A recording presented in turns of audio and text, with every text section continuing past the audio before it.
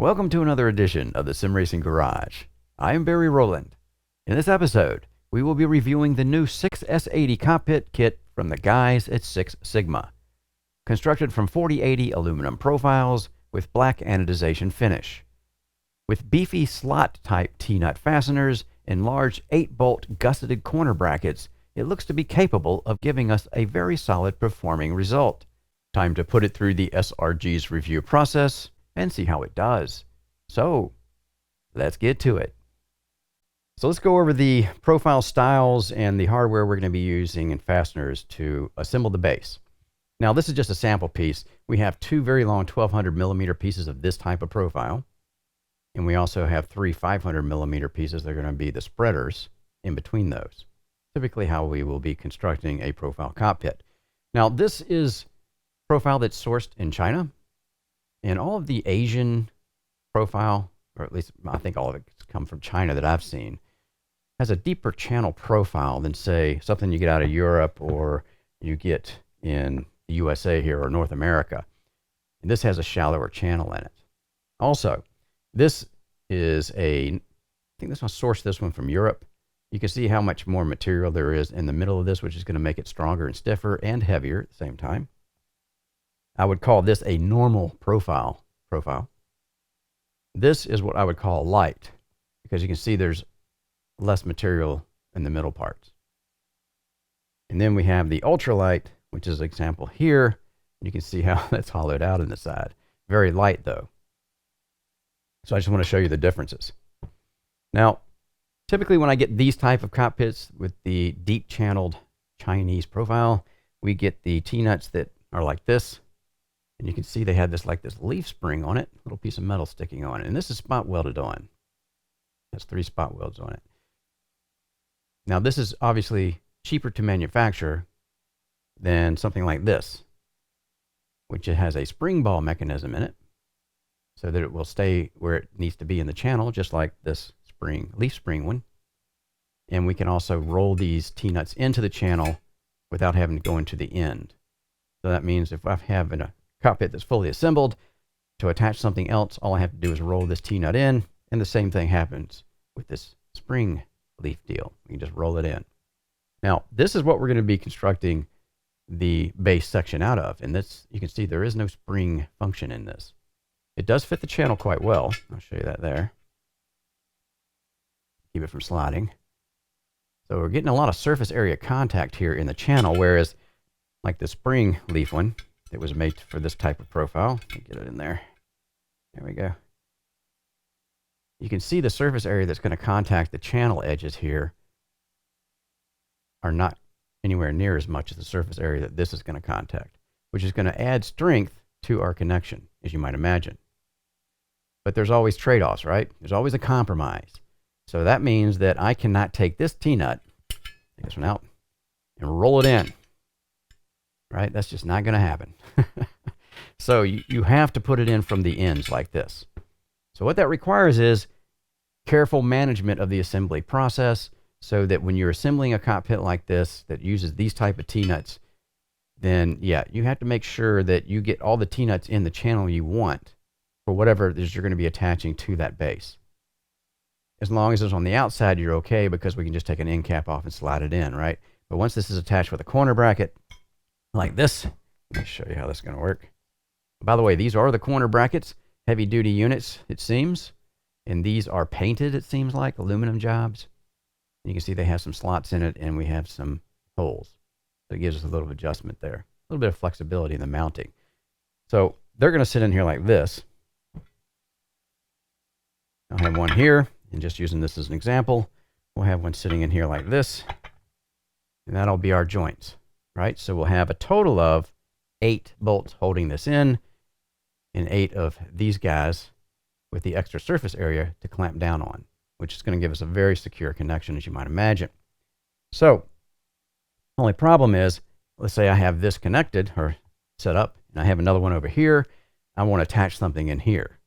Well, this is not going to work for that, is it? Now, if we had the usual Chinese T-nut with the spring leaf in it, I could just roll it in there and attach it, no sweat, take it about the same way. This one, you can't do that. So I'm going to have to plan ahead to get this in there for when I need it. So if I'm going to be putting something else in there during the base assembly, I'm going to remember that and put enough T-nuts in to cover that connection for whatever it is I'm trying to put on there. Otherwise, I'm going to have to completely disassemble one of these ends, right? This bracket's going to have to come off, slide back out, and then I can put the T-nut in. And that means I'll have to attach this back on there like that. And of course, in the base that we're going to be building, there are 6 of these.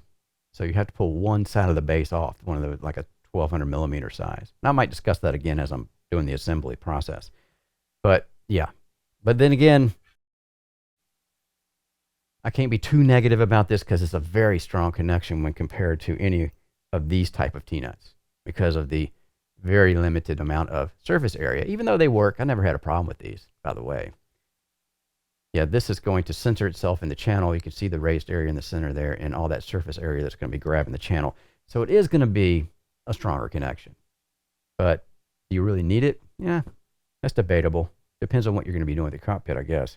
So anyway, we also have these 16 millimeter M8 bolts. These are steel. And we'll be using those, like, obviously with our T-nuts here. And of course, our brackets in the assembly of the base. So now we'll start building it. So these are the parts we're going to be using to assemble the base of our profile cockpit. We have a long 4080 piece here. This is 1200 millimeters long. You can see the other end down there. And I've kind of finger tightened the T-nuts so that they don't slide around while I'm moving things around in here. So they just don't slide around, even though I can just loosen them up and get my final adjustments as I'm putting these pieces in. Now these are the 500 millimeter spreaders or stretchers, whatever you want to call them, that go in between our long 120 millimeter profiles. Typical of how we construct a cockpit. Now, this is going to sit on the back over here. We're going to have another one sitting up here. In fact, let me just kind of lay this here. Take this one and put it here. And then we're going to have the other one over there on the front part. So that's going to seal up our rectangular box, if you will, and this will be however it's all constructed. Now, one consideration here is how you're going to do this. I decided to do it, put the brackets on the long pieces first, and then I can come in and just slide the whole 120 millimeter piece up against these spreaders and feed them into these nuts into the channels as I'm doing that, like that. And do the other one and then do the other one. Then I'll come on the other side, once these are in, and bring the other 1200 millimeter piece in, again with the brackets already on it, and just feed it in there.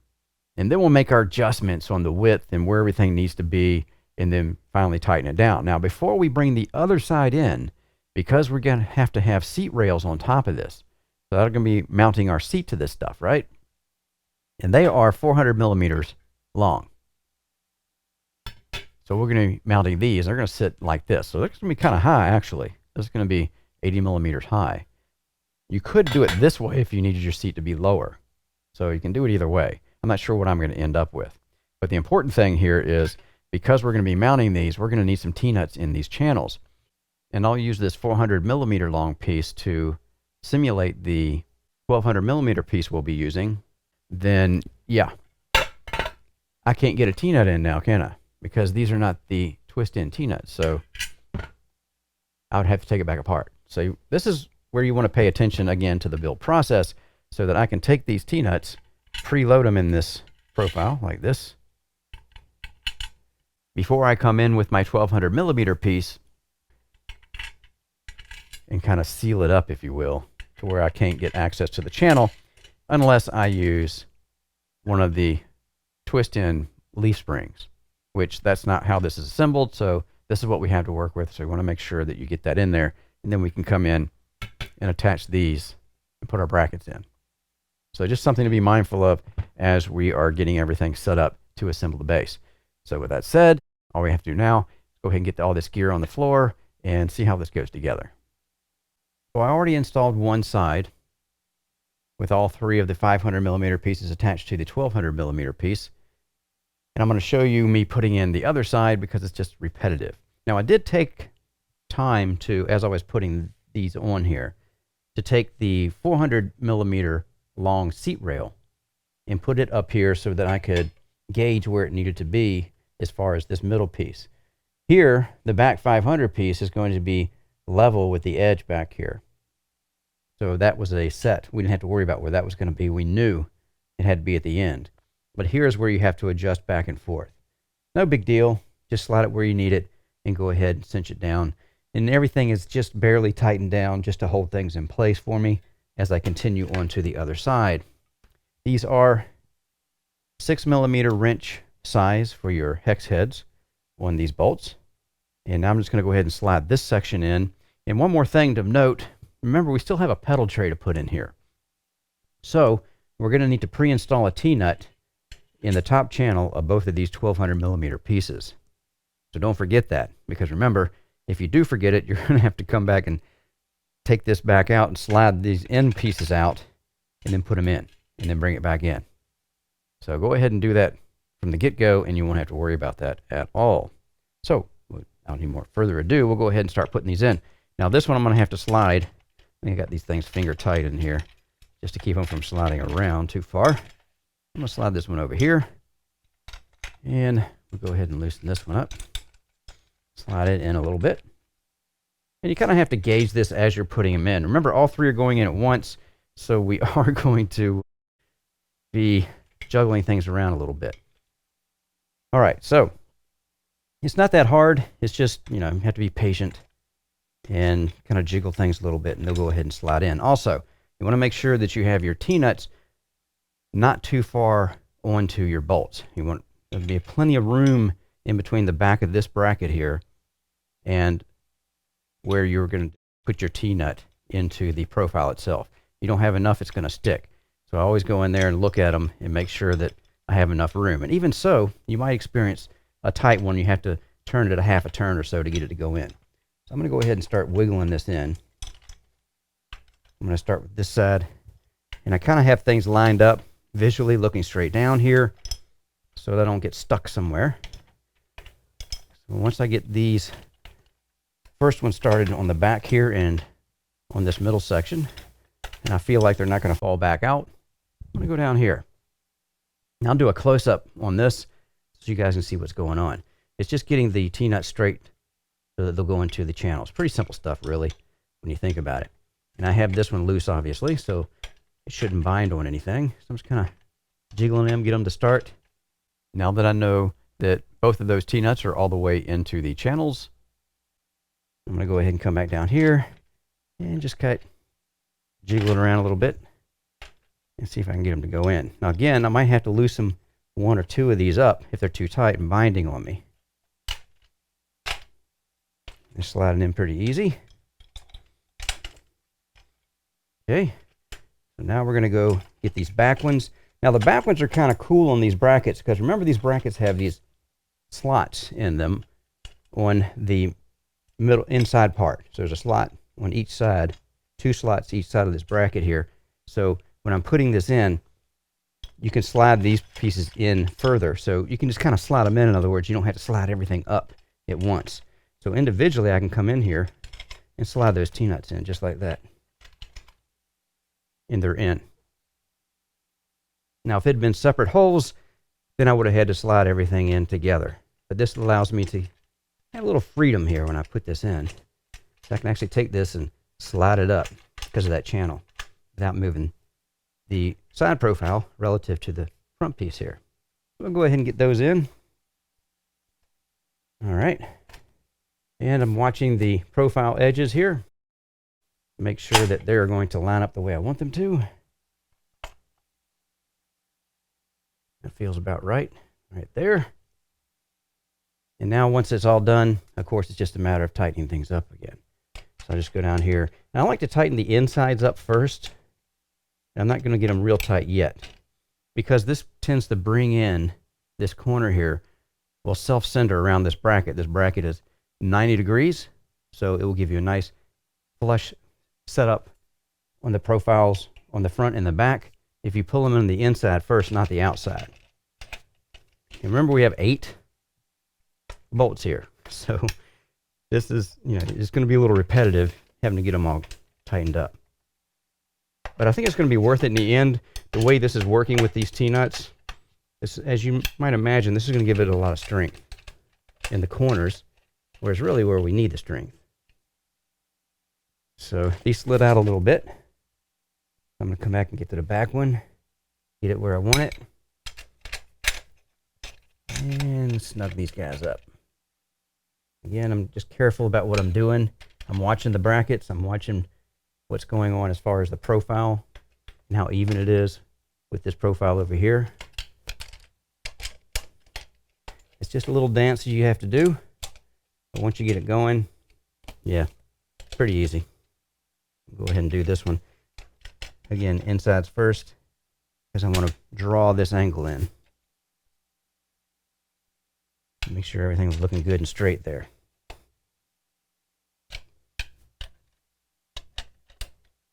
Piece of cake. Now I just need to go back and get everything nice and tight. I'll go back and check my angles again and make sure everything looks flush and where it makes me happy. So, and everybody's a little different on how particular you're going to be about that. I'm pretty particular about it. I like everything to be nice and flush. And again, I'm going to check my seat rail. Hopefully, it's the same distance over here. And it should be, because again, once we tighten up these corner brackets, they are a perfect 90 degree, or they should be a perfect 90 degree angle here. So it makes a perfectly square box once you tighten it up in the correct sequence. So I get to the inside ones first, and then I'll tighten the outside ones later, because that's what really is going to give me the angle I want. And that looks perfect. All right, and we'll talk more about the seat brackets and mounting them in another segment. So that went pretty easy, really. And yeah, let's go ahead and get to the next segment. Now we're going to put our feet on the bottom. Even though we've got the cockpit bottom section or base built right now, we left the end caps off. I'm not going to put those onto the very end of the build. And you can still slide these T-nuts in from the outside, because this is going to be an outside access. This is our side rail, and we're just going to slide them from the end right into the bottom. Now, the foot itself has a nut attached to it, and this is a 13 millimeter nut. And the foot itself is just kind of a hard plastic piece, kind of a generic looking foot here. Got some holes on the other side, and we have a threaded rod protruding. And this nut has a threaded flange on it. And what that's going to do is lock into the bottom. So this will be an adjustable height mechanism the way this is set up. We just put the nut on like that.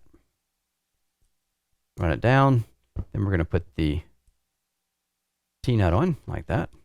Leave plenty of space in there so we can slide it in here. I'm just going to slide them in like this. Pretty simple. And then once I have all of them in, I'll pull the cardboard out from under the cockpit, let it sit on the concrete, and then I can adjust each one independently so we can level it out in case there's imperfections in the concrete floor that I have here at the SRG. So pretty simple stuff, real. Just 3 on each side, and you can actually screw this all the way down and it'll lock it in position where you can't move it. But because that nut is in there, this will give us an opportunity to raise and lower it a little bit, and then we'll get in with this wrench here. Now they supply you this wrench, which is a 13 millimeter on one side and a 14 on the other. Very low profile, thin, so you can get in here and get to these nuts and adjust it. Pretty simple stuff. We're going to go over to the cockpit. I'm going to flip it up on its side, slide these puppies in and attach them, and when we come back, we'll see how that went. So the feet are now installed into our 1200 millimeter side profiles. Again, just turn it up on its edge and slide them in. Pretty simple stuff here. I did space them out as evenly as I thought they should be. And yeah, just slide them into the channel. Because we don't have the end caps on yet, we have easy access to those channels. Probably the easiest part of this cockpit build. All right, so we're going to install the pedal tray next. And this is a stamped steel pedal tray. It is 2 millimeters thick stamped steel. We have a configuration of slots in here that allow us to mount certain pedals to this. On the sides, we have the adjustments slot here, because we're going to be mounting this on these brackets, and we'll see those closer in a minute here, to the back part here. So as we raise this on the pivot point, and this is the pivot point that's going to sit on that top channel on those 1200 millimeter pieces of profile that we've pre-installed our T-nut before we put it together. And if you've been watching so far, you know what I'm talking about. And this will be for changing the adjustment back and forth. Now, there is some reinforcement under here. Now this, first off, before we get to that, This tray is meant for, and they have a list on their website. This is for the Fanatec's, the Thrustmasters, the Logitech's, pedals like that. That's what this is intended for. And being 2 millimeters thick, yeah, I probably wouldn't want to put my Simtrek stiff pedal on here. It would probably bend it out. It would flex as I put the pressure that I usually put on my brake pedal on there. So it really wasn't intended for the really heavy-duty pedal sets out there. So let's go ahead and look at the bottom, how they're making this. This is stamped steel, and it folds over, and you can see they put some welds in here. It's a good shot of that weld. There it is. There's a little bit of it there. They grind it down and then they paint the whole thing. So there's welded on the corners, all 4 corners. Then we have these bars here. And these are rectangular bars. They are hollow. They're not solid. And they have some spot welds on both sides of them. You can see on the top and bottom there. They've got 1, 2, 3, 4, 5, 6, 7, 8, 9, 10, 11, 12, 13, and 14 for the top ones. So that's 14 welds per bar, which is a good density as far as spot welding goes, I think. Of course, I would rather see a solid weld all the way across here on both sides. But I'm not even sure if you did that, if the metal, because it's only 2 millimeters thick, could withstand the heat that would generate by getting a solid weld across there. But yeah, for what its purposes are, it's probably going to do fine. Just like I said, I wouldn't be putting a heavy-duty set of pedals on this because I would expect it to flex. But I do have a little trick to throw at this plate. I do have a Logitech pedal set that I installed a True Brake mod a long time ago on, which makes the brake pedal very stiff. So I can put a lot of pressure on that brake pedal, and it gives that pressure feel like a load cell. But it is not a load cell, but it just gives you that same kind of feeling. So I'll still be able to put some pressure on it. Now, what else do we want to talk about here? These brackets, they're going to mount to the front of the 1200 millimeter profiles. And we'll have one on each side. And let me turn this back over here so we can see what we're doing. And remember, the front holes on this right here are going in the top channel of the 1200 profiles on the inside where we have that T-nut. On the back, it's going to sit like this in these brackets. And the brackets will mount, let's see, like this. Yeah, like this. So we have the angle pointing to the front of the cockpit, like that. And this allows us to adjust the height, and we'll see this better once we have it mounted, obviously, to adjust the height up and down like this, right? And as we do that, that was close, yeah. As we do that, of course, it's going to change when we're lifting it up and down. It's going to pivot on the front point down here, and of course, it's going to change the location in this slot. Now, the slot itself, we have one of those bars, and you can see the hollow bar in there, right? So it's kind of in the way of a complete movement there. So if you have to get closer, your angle makes you get on this side of it, then you'll have to just move the nut that you put on it. And what nut are we going to use? Well, guess what fits into these things? Like a champ. These big fat T-nuts, which is going to give us some good strength in there. So what we're going to do is, at least this is how I'm going to do it, is I'm just going to put the T-nut in there like that. And you see how it fits in that slot? So it actually moves back and forth. Once you have it loose, it'll move back and forth. And then, of course, I'm just going to use an M8 bolt over here, and that will go through the bracket, of course, first, and then go into that, and I can move it back and forth. Just like that. Really easy stuff here. So what we'll do is go ahead and go over to the base that we've already have built and attach this, and yeah, see what it looks like. All right, so the pedal deck or pedal tray, what do you want to call it, is now securely mounted. We have our M8 bolts on the single holes up front here on either side. And of course, we have that T-nut that I showed you on the bench in here on both sides and another M8 bolt. And of course, that's going to allow us to adjust the rake up and down. I already have it adjusted to what I'm going to be using on the pedal sets. There's also 2 T-nuts that we put on each side of our 1200 millimeter long side profiles on each side. And that allows us to move everything when it's loose, and I have everything loose. We can actually move it back and forth. So if I need to, well, let me just do it this way. I can slide it back and forth for my pedal reach. And that'll go the full length of this cockpit. So that's good because you can dial in your pedal position pretty easily here. And then it's just a matter of tightening up a few bolts and we're good to go. So everything went just like I thought it would. No surprises, no gotchas. So yeah, we can call this one finished. Now it's time to install our seat rails. Now these are 4080s, 400 millimeters long, and yeah, the way they have these things to mount to the rails that are crossing. So let's say this is the 500 millimeter rail that's crossing in our cockpit down there, and they sit like this on both the rear one and the one in the middle, or one's towards the middle anyway.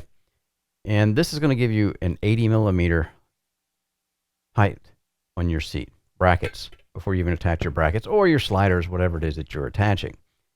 You can mount it that way, like the instructions say to, but you can also mount it flat and cut it down 40 millimeters on the height if you need to. And this is the way I'm going to install mine, because I already know that the way this pedals are going to be sitting on this cockpit, I'm going to want my seat to be as low as possible. And that's why I'm going to lay it that way. It's not going to affect the sturdiness or anything like that. It's just as sturdy attaching it this way as it is that way, because we're using the same brackets, the same fastening hardware. Speaking of which, we'll be using our familiar beefy T-nuts.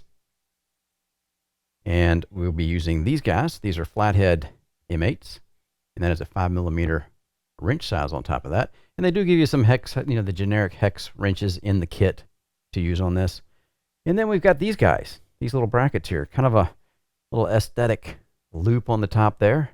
And they are gusseted. And got these little gussets in here to make them stronger or add strength. And we have a flathead going in on both sides here. Now there are no location tabs on the bottom of this, which even if there were, you could get the location tabs in the bottom ones, looks like, or maybe even not even the bottom ones. Let's see, if this was the bottom one and we put this guy on the top of it like this, yeah, we could get the location tabs on the bottom slot here, but we wouldn't be able to do them on the top anyway, where they attach on the top part.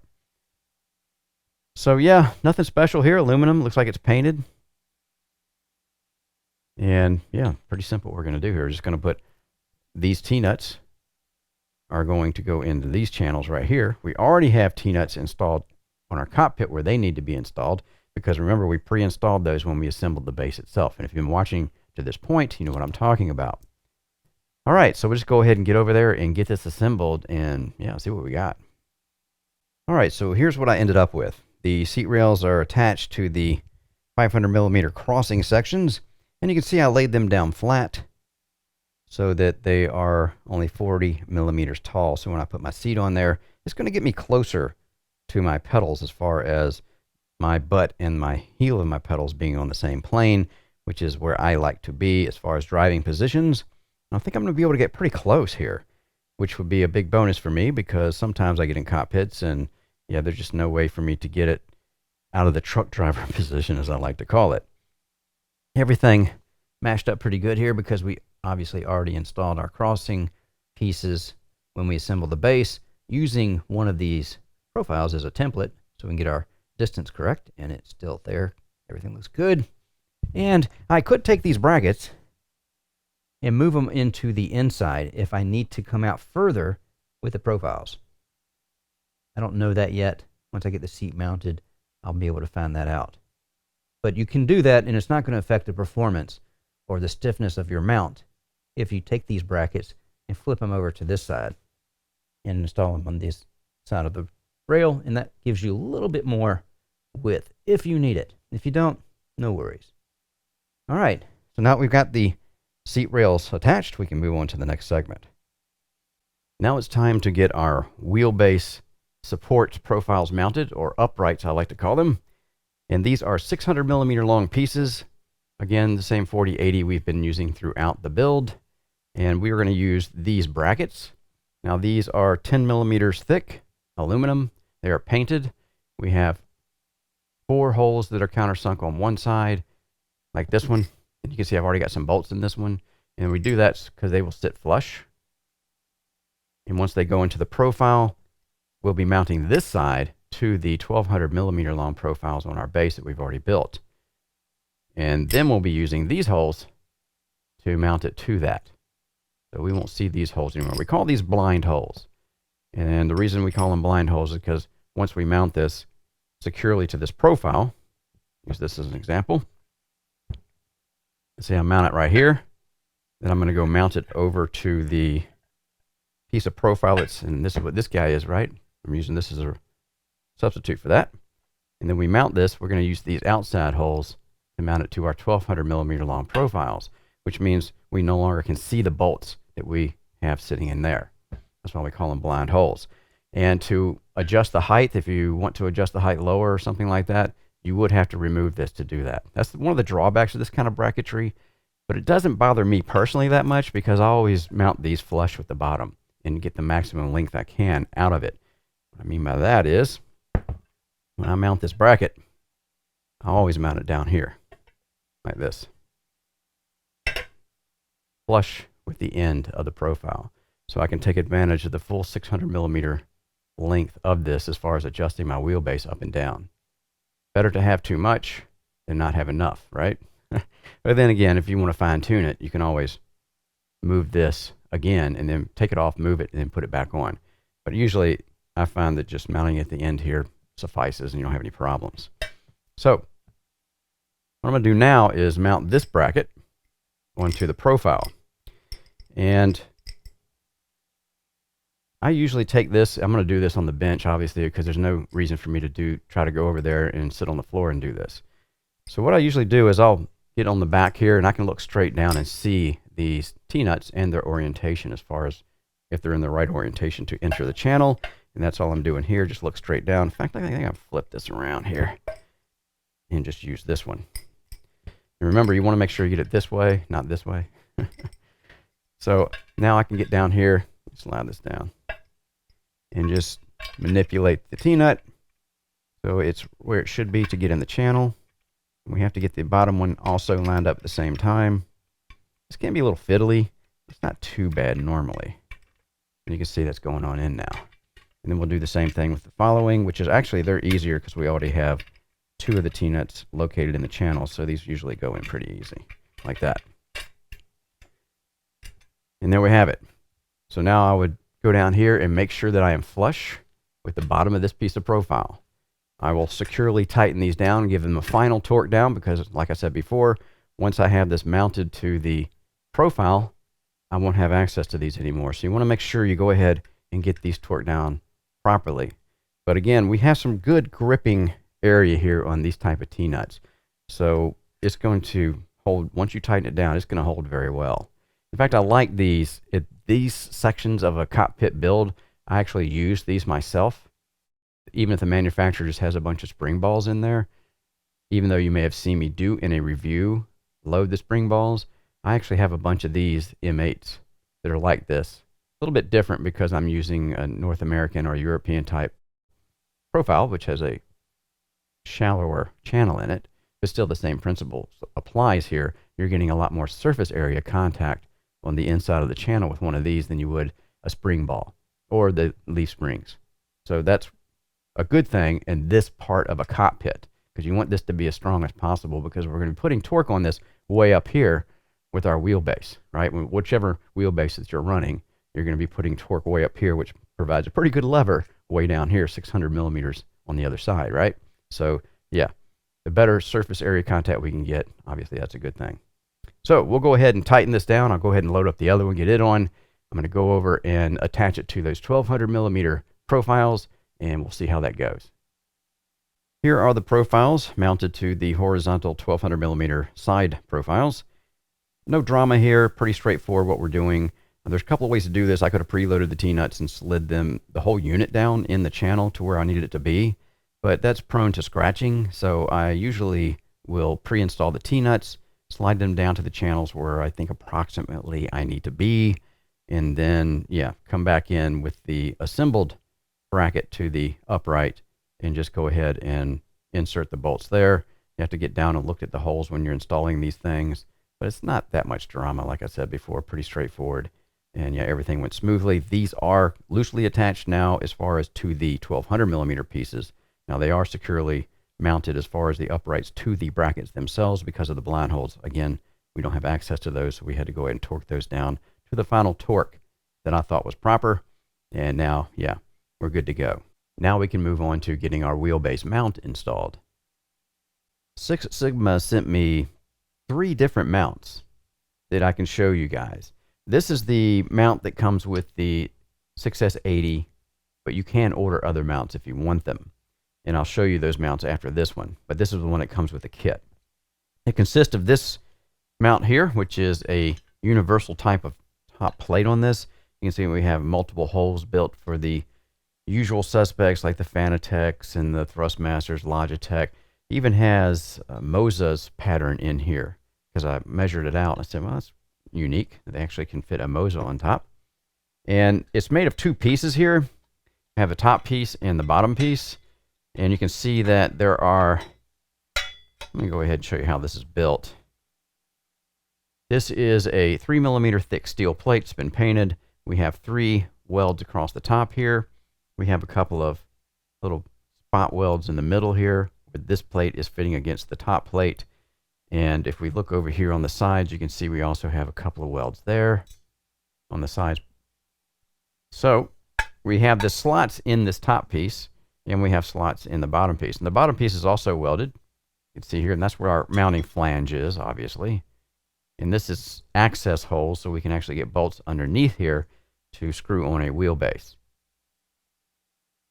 Welds up here, got one back there, and the same thing is happening on the top piece here, where our flange is. Of course, we have a flange here. We can mount it. You can move it back and forth.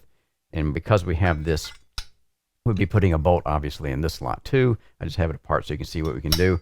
And this allows it to move up a certain amount.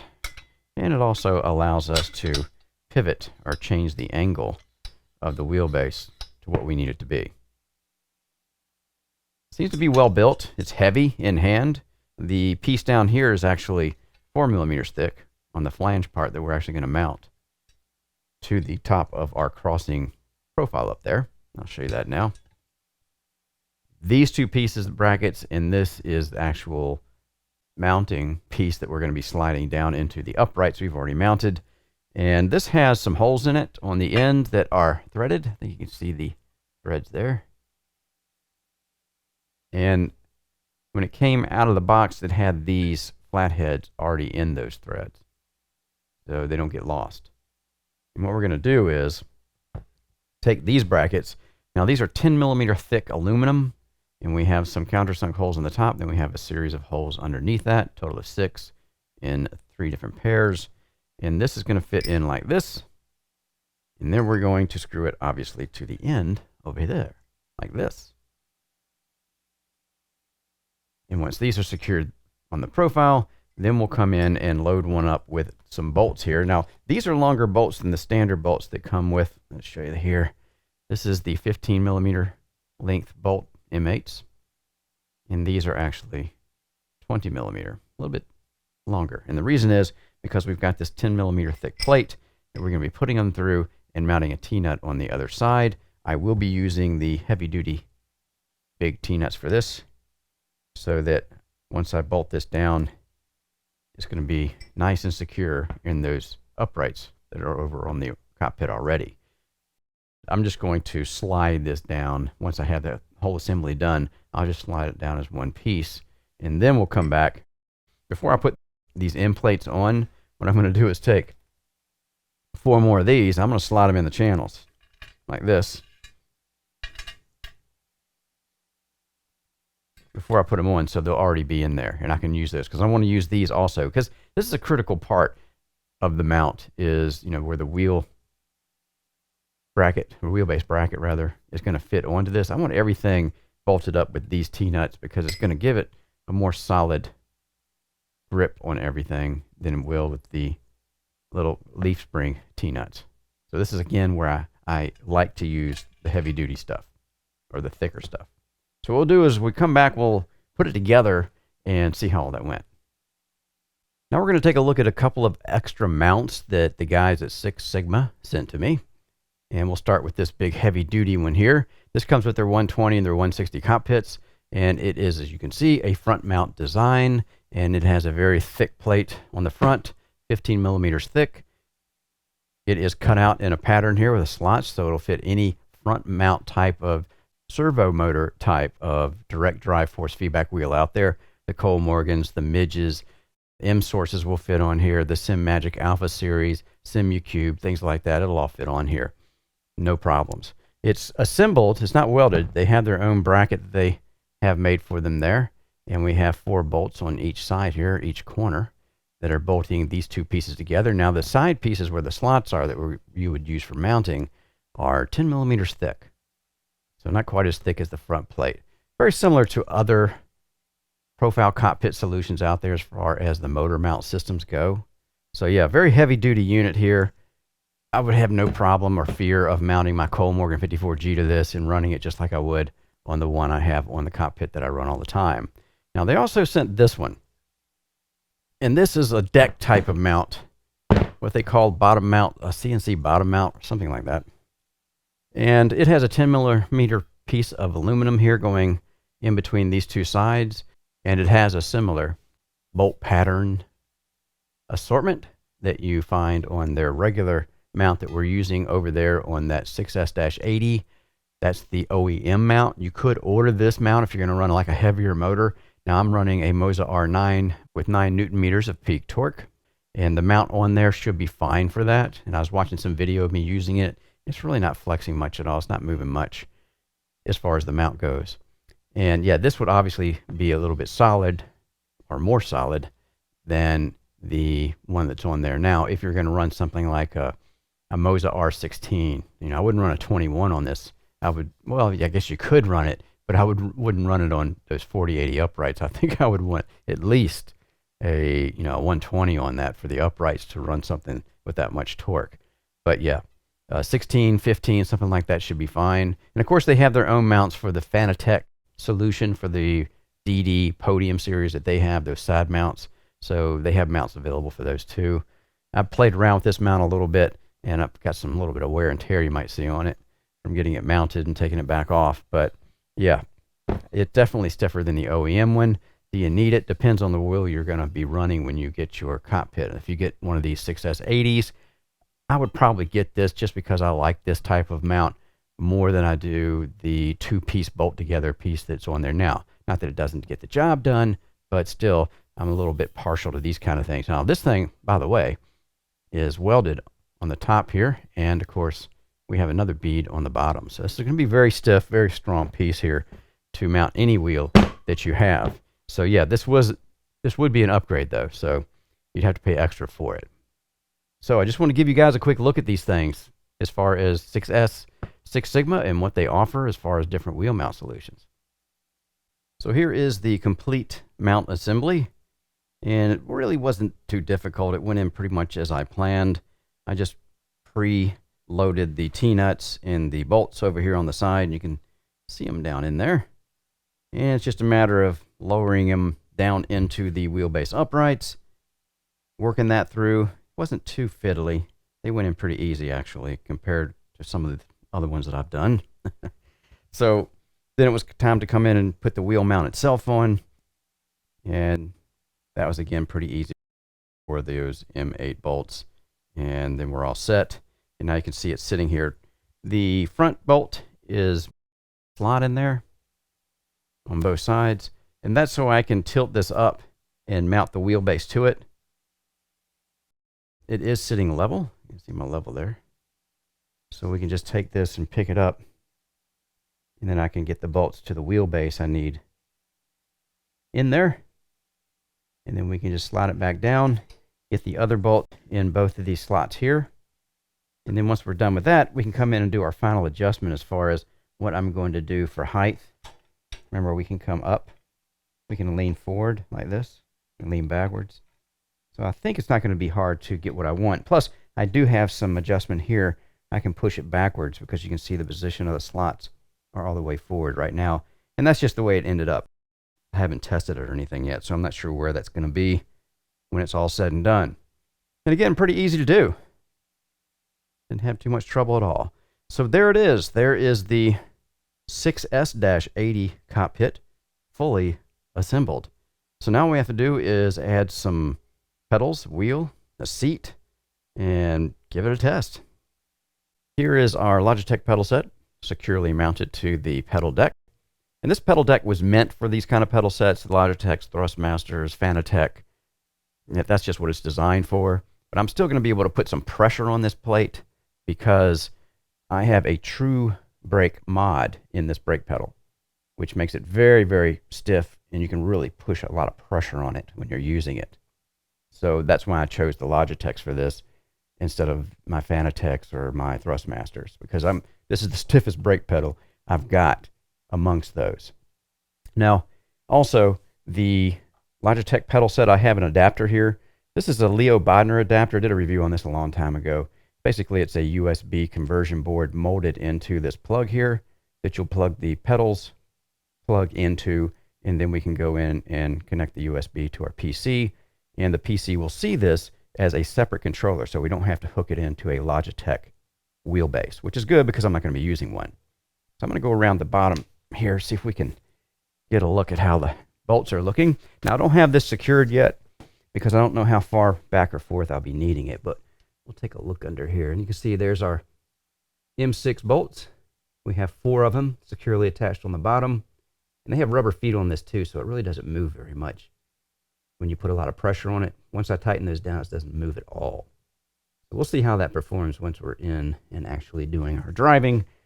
And yeah, you can see I have a pretty good angle on it because I like my pedals to be pretty much straight up and down, and that's about as straight up and down as you're going to get the Logitech pedals because they have such extreme rake to the rear. But again, we're just going to have to wait till we get the seat attached, and then we'll know where I need to put this as far as back or forth. So here's the wheelbase I'll be using for testing. This is a Moza R9. It is mounted to the top plate, and like I said before, they have hole patterns for the Mozas, and I don't know if that's a happy accident or if they meant to do that. But anyway, pretty simple to mount to this. What I did first is just set it on top like this with the back bolts in and tightened up a bit so it wouldn't flop around on me. You just can come in and install the pieces underneath like that. And then, because I couldn't reach the other bolts, you can just come in here and flip the whole thing up like this. And because I already had the front 2 ones on, it was easy enough just to get the bottoms in.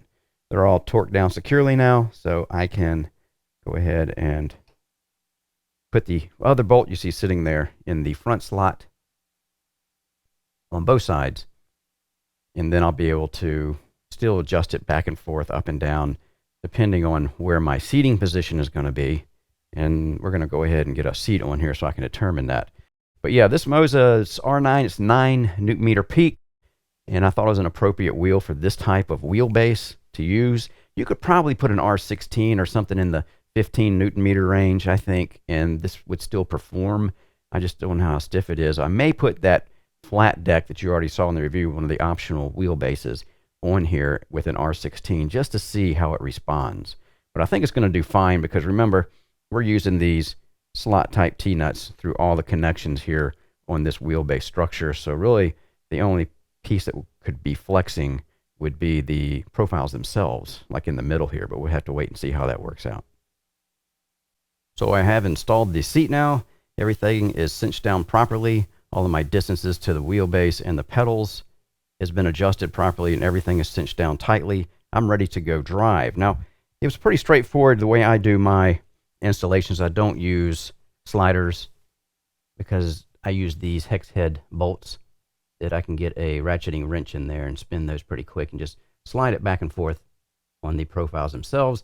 I did, as you can see, put these profiles in the flat position instead of standing straight up, which gave me a better reach and a better seating position as I address the pedals. And you can see, I think you can see the front one fold in there somewhere. Might be able to see that. So yeah, pretty straightforward. My widths were 360 millimeters. My length was 330 millimeters. So once I had that set up and bolted down, yeah, the seat brackets went on like a champ. No problems. So again, everything is cinched down tightly. All my positions are where they need to be for a comfortable ride. And yeah, the only thing left to do is go ahead and cable up our controls and do some driving. We're in iRacing at Sebring, and we are in the Ferrari 488 GT3 legacy car. So when I'm doing a review on a cockpit, what I'm really looking for is strength in operation. As far as when I'm in and driving it, what do I feel like? Do I feel flexy parts where that's causing some damping of my direct drive wheel, or is there flexing in the deck where my pedals are mounted, my seat mount. These are the things that I concentrate on or focus on as far as when I'm trying to do a review on one of these cockpits. Now, on this one, the wheelbase we're using, this is the OEM setup with a 4080 profile, and it's mounted to the 4080 uprights. And you can see in this, if you watch the corner of the upright, that's what I was using as a cue to see if it bent backwards or forwards when I was using this. And I can't see any movement. There might be just a little hair every once in a while, but I couldn't see anything that would be significant to me. Now, where I do see a little bit of flex here and again is in the actual mount itself, the OEM mount, the top plate where we're actually mounted the motor to. And I'm running this at full power, this peak 9 Newton meter motor here, and you can see a little bit of movement there, and I'm pushing hard. I use a pushing motion when I steer, so I'm not cutting it any slack. And I'm pushing it pretty aggressively just so I could see if it's going to get some movement out of it. So when I'm going around turns and you're watching the video, that's where I want you to look, is that top plate there. And there is some movement in that. But again, I'm at full power, and yeah, Sebring, a lot of bumps and things. So I was expecting to see a little bit more movement than this, to be quite honest.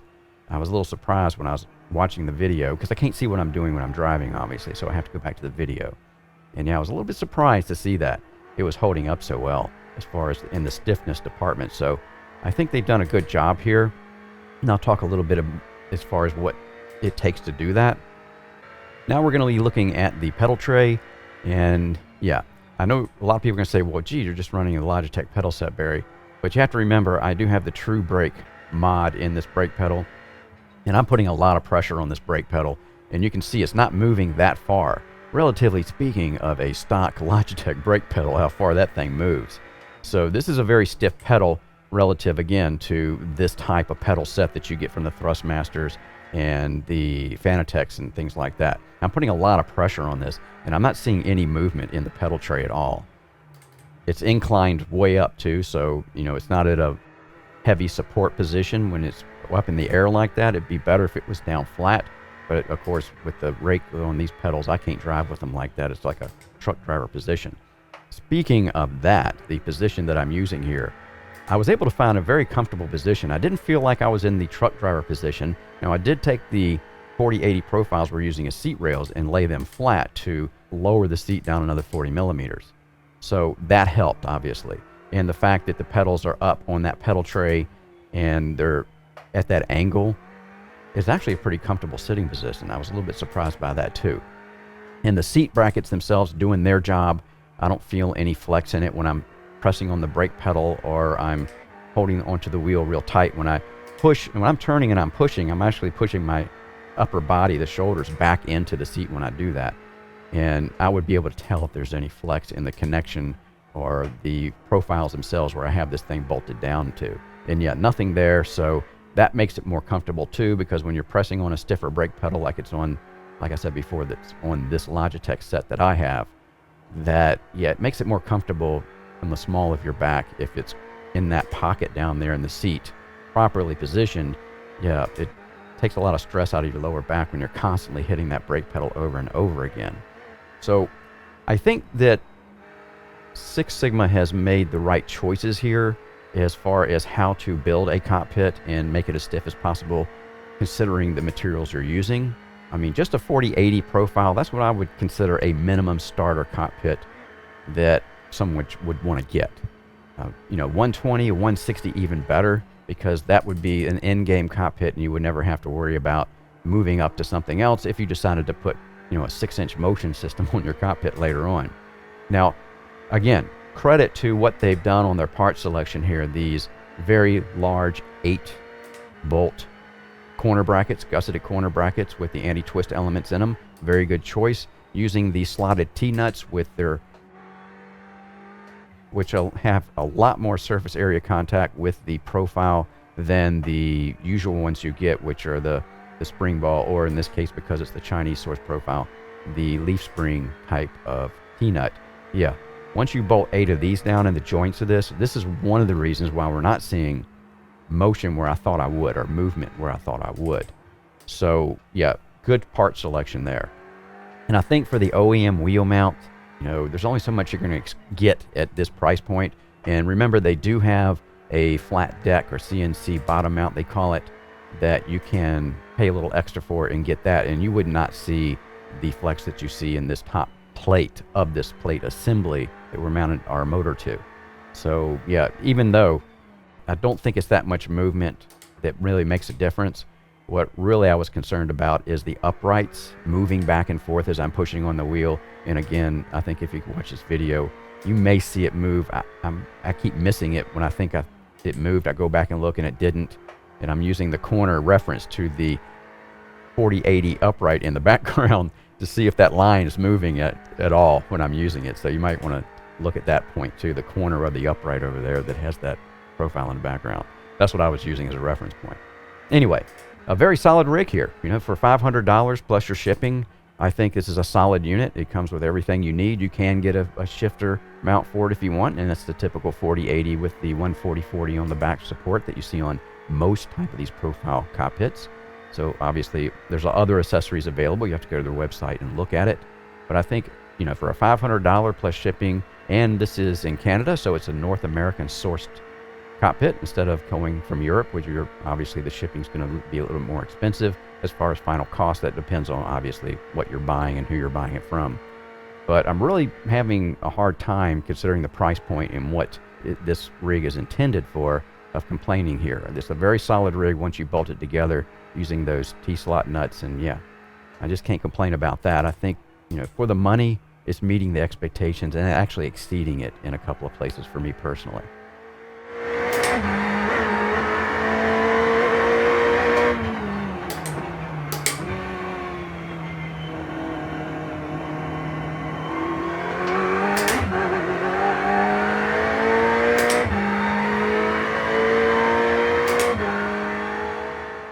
Final thoughts on the 6S-80 cockpit from the guys at 6 Sigma. The cockpit is constructed of 4080 profile extrusion. It has a deep channel profile commonly found on China-sourced profiles. The finish is black anodized. Out of the box, the profiles look to be in good condition. All the required hardware and fasteners were present in my kit, so no last-minute trips to the local hardware store to source a missing piece. The hardware for assembling most of this cockpit are M8 steel bolts with a wide slot type of T-nut. I think that 6 Sigma has made the right choice here to ensure that their assembled cockpit is as sturdy and stiff as it can possibly be. This is the first sim racing cockpit I've seen that includes this type of T-nut. Usually you get a bag full of the spring leaf type T-nuts that are used throughout the building process. There is a piece of spring steel spot welded to the side of the T-nut. This allows the T-nut to press against the underside of the channel's edges, and it keeps the T-nut from sliding around in the channel, along with the ability to be inserted directly into the channel at any point on the profile. The slot-type T-nut must be inserted from the end of a piece of profile. So you need to plan ahead if you want to mount anything else to the same profile and insert the required number of slot T-nuts to secure the mount. Or just use the spring leaf type T-nut for something that you need to attach to your cockpit later on. However, the slot type of T-nut has a noticeable mechanical advantage over the spring leaf or spring ball T-nuts. Easy to understand once you see how much of the profile's channel surface area is being clamped between the two different shapes. Of course, building your cockpit with a slot T-nut will result in a more secure and stiff joint, which translates into a more solid structure using the same material than the smaller T-nuts will. This is the reason I use the same style of T-nut, albeit with a spring ball element, on my personal cockpit builds in the major joint areas. Once I had the cockpit assembled, it was time to attach a seat, wheelbase, and pedal set to see how it performed. During my driving sessions, I did not notice any flex in the cockpit itself. The pedal deck did not deflect under braking pressure from my True Brake modded Logitech pedal set. This mod adds a lot of stiffness to the stock brake pedal, which requires much more pressure to use than the stock brake pedal. Even so, no movement was felt underfoot or seen in my video footage. The wheelbase mount that the 6S-80 cockpit comes with was solid enough for the 9 Nm peak torque motor I was using. Six Sigma does offer motor mount options for those running more powerful motors. The top plate where the mounting bolts were holding the motor case did have some minor deflection. At the same time, I was surprised to see no deflection or movement from the 4080 wheelbase support uprights, which I normally see with these type of profiles. Another testament to the clamping power these slot-type T-nuts have over the normal, smaller T-nuts. The seat rails also delivered a solid feel when driving aggressively. I was able to find a comfortable GT-styled seating position with the adjustability here, avoiding the truck driver position that many entry-level cockpits have. At $500 plus shipping, I think the 6S-80 meets my expectations and even exceeds them in some areas. I'm Barry Rowland. Thanks again for watching the Sim Racing Garage channel. Don't forget to hit the subscribe button. And if you would like to help support what I do here at the SRG, visit my website at simracinggarage.com.